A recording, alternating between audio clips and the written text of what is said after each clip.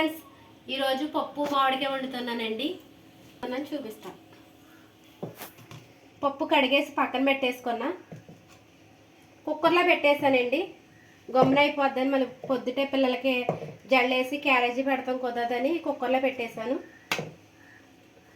ఉల్లిపాయలు, పచ్చిమిరకాయలు, టమాటా, మామిడికాయ,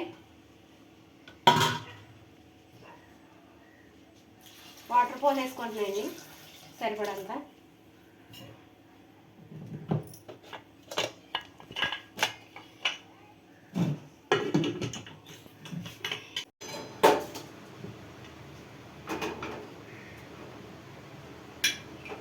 నాలుగైదు విజులు వచ్చేదానికి ఉడికిపోద్దండి. అన్నం కూడా పొయ్యి మీద పెట్టేసుకుంటున్నా.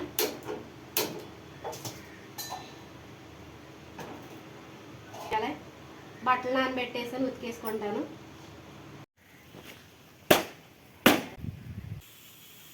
అన్నం ఉడికిపోయిందండి. అన్నం చెత్త 3 విజిల్లు వచ్చినాయండి.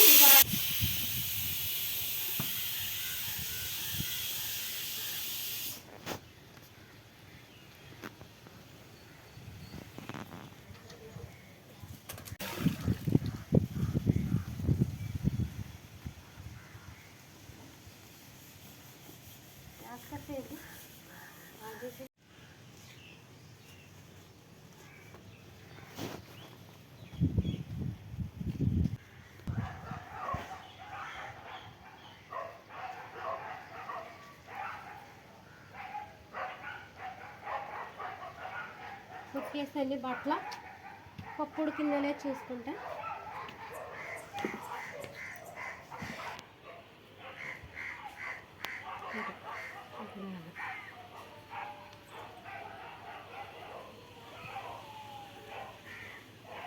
రూపాయలు అయిపోయిందండి. పప్పు కూడా దింపేసుకుంటా.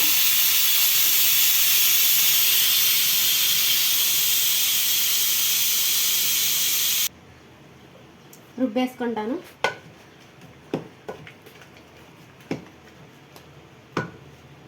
సాల్ట్ వేసేసుకొని రుబ్బేసుకుంటా.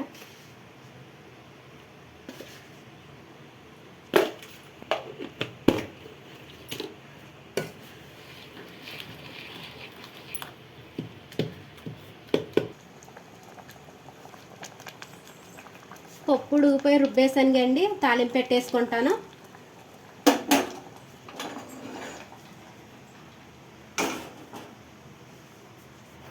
తాలింపు పెట్టేసుకుంటా. నూనె పోసేసుకున్నా. వెల్లుల్లిపాయలు వేసేసుకుంటున్నా.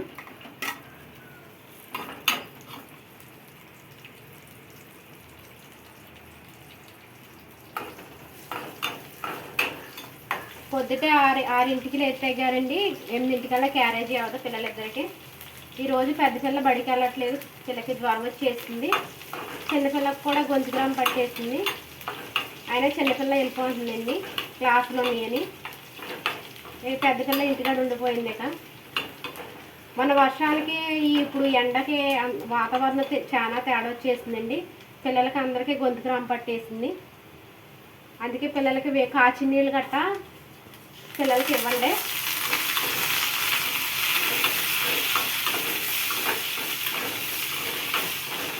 పాలల్లో కుదరతా పసుపు వేసి పాలు కూడా పట్టేసింది.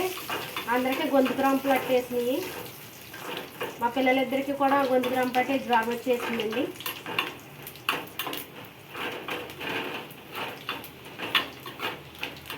బట్టలు 7ంటికే ఈరోజు బాగా ఎండేసేసింది. మొన్నటిదాకా వర్షం కురుస్తుంది. ఎండేసేస్తుంది ఈరోజు. 3 రోజుల మట్టి అలాగే ఉంది. మన వర్షానికి ఇప్పుడు ఎండకి పిల్లలకి జ్వరాలు వచ్చేస్తున్నాయి. వాతావరణం తేడా వచ్చేసింది.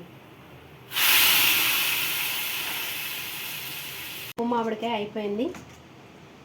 చిన్నపిల్లకి జడేసేసి మా చెల్లిగారి పిల్లవాడు కూడా ఎక్కడ చదువుకున్నాడు. ఆడికి కూడా బాక్స్ పెట్టేసేసి పిల్లకి ప్రాణం బాగోలేదని బడిలో తింటలేదండి. పిల్లలు ఇంటి దగ్గరే తింటున్నారు. మా ఆయన గారి క్యారేజీ కూడా పెట్టేసి అన్నం అయిపోయింది. క్యారేజీ పెట్టేసి పనికి పంపించేయాలండి.